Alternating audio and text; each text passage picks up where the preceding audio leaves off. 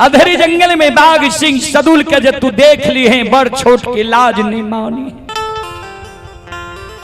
आचांगाटा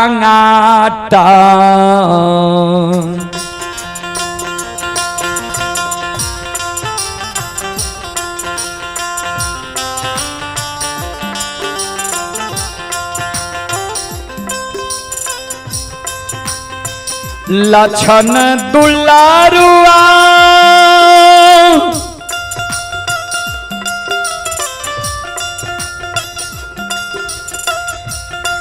आरे चाटा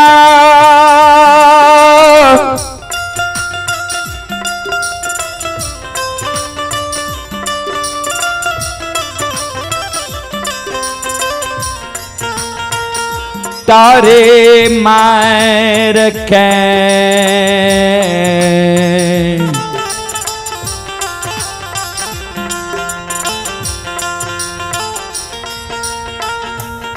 आज गई हैं रे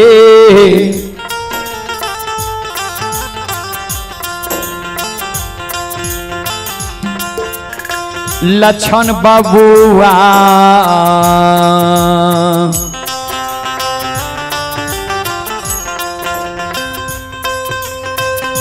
भैया कैया धरी रे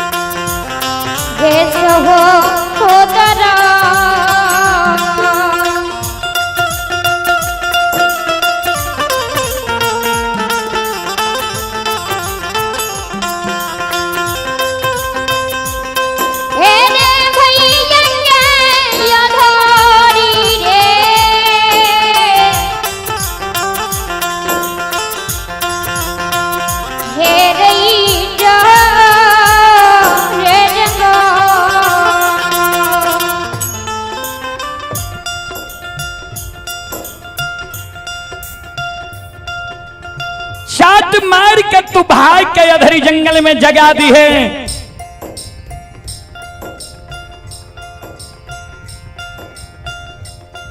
बड़ छोट के लाज नहीं मानी है। गारू बाबा के शब्द सुन के लछन के आंख से आंसू गिरे लागे।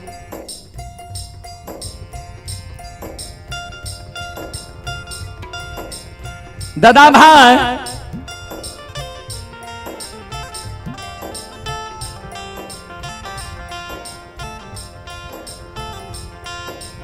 जरा सा तोहरा आज्ञा का भंग क्या के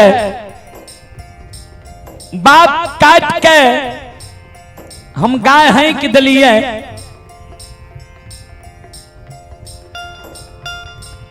हमरा तुम मरम के मार मारे छो।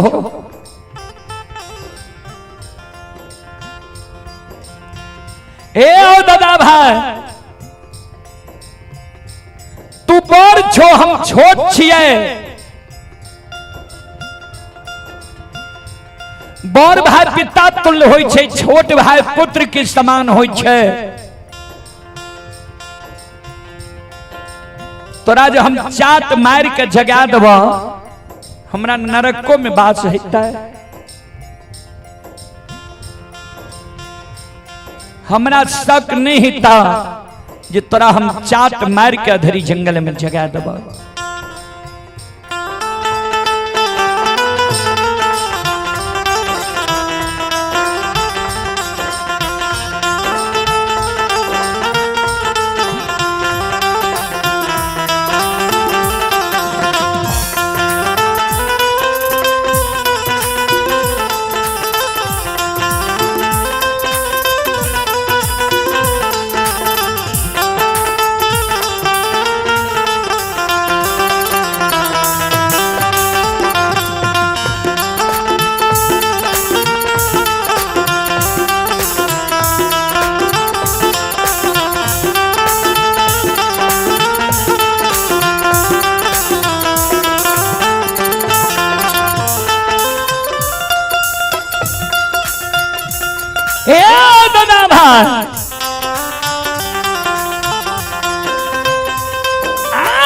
हो हमारा हो सक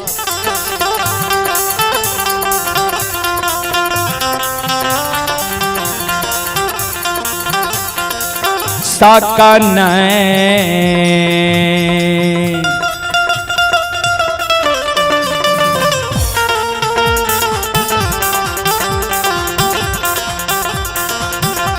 हे हो था हो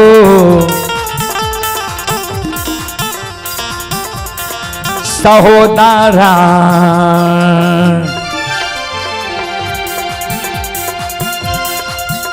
आओ चाट मार दे बाहो हे हो जा